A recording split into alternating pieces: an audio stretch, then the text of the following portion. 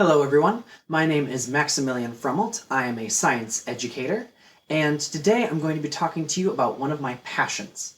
So what I am most passionate about is actually a very unique and quirky game known as Dungeons and Dragons. Unfortunately, this setup isn't really a good way to kind of introduce it, so why don't we go through and change that? There we go. This looks a lot better.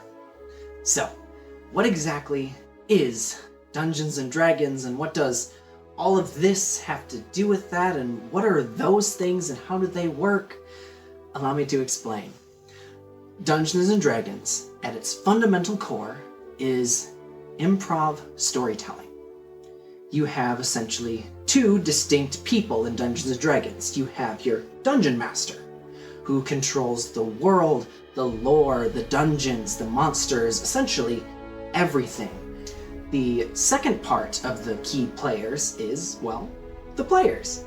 The people who come in, create their own character, get to discover an adventure in this grand world. So why those are important is it's essentially a trade-off between what the players do and what the Dungeon Master gives you and what you do with that. If you want to try to start a business in making some fabrics, you can do that. If you want to become a grand hero known all throughout this grand kingdom you find yourself in, you can do that. If you want to be an explorer and delve into unknown wildernesses and caves to find ancient histories about the past, you can do that. Dungeons and Dragons isn't so much scripted as it is allowing you to be who you want. So, next is, how do you play Dungeons and Dragons? Well, there are actually three key components you need. The books, a set of dice, and your imagination. The books are the fundamental keys for all of it. Now, if you're simply a player, the only thing you will need is a player's handbook. This will essentially take you through the process of making your character, teaching you how to use them, how to interact with them, and how to essentially create a form of application for you to be able to use when in the game. If you're a Dungeon Master, you not only need the player's handbook, but you also need your Dungeon Master Guide and your Monster Manual.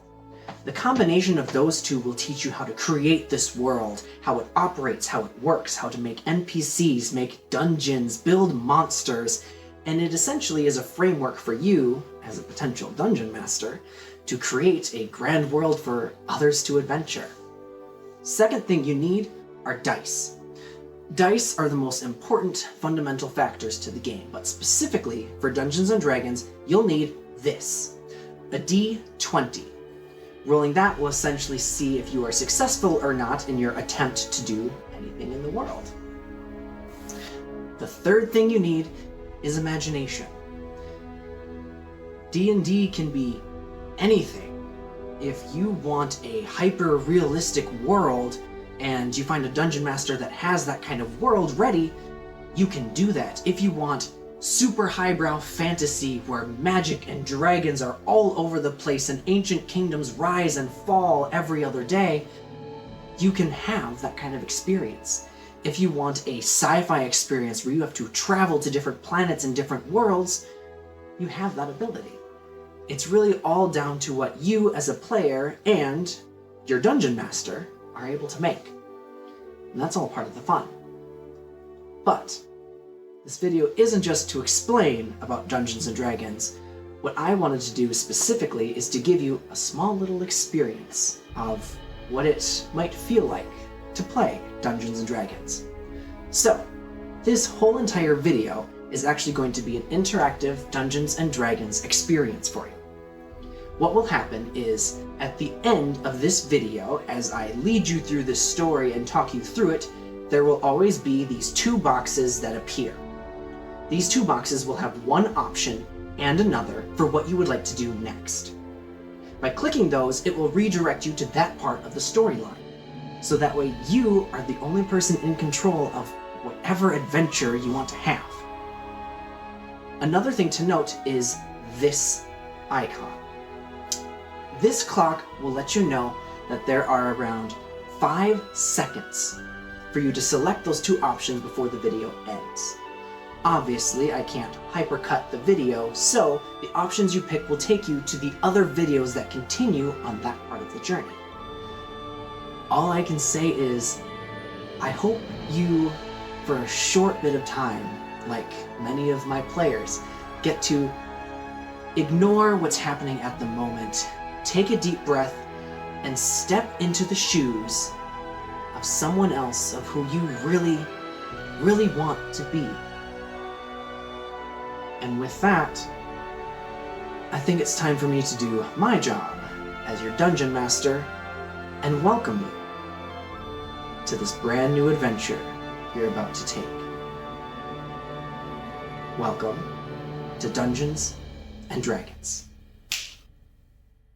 Welcome to Solara.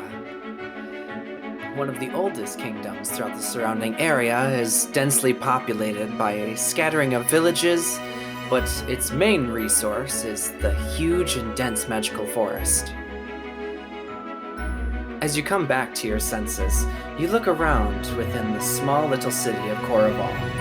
You've gotten to know a few people here within your time, but it's always been a source of relaxation, as typically the Solara area has always been a little bit hectic.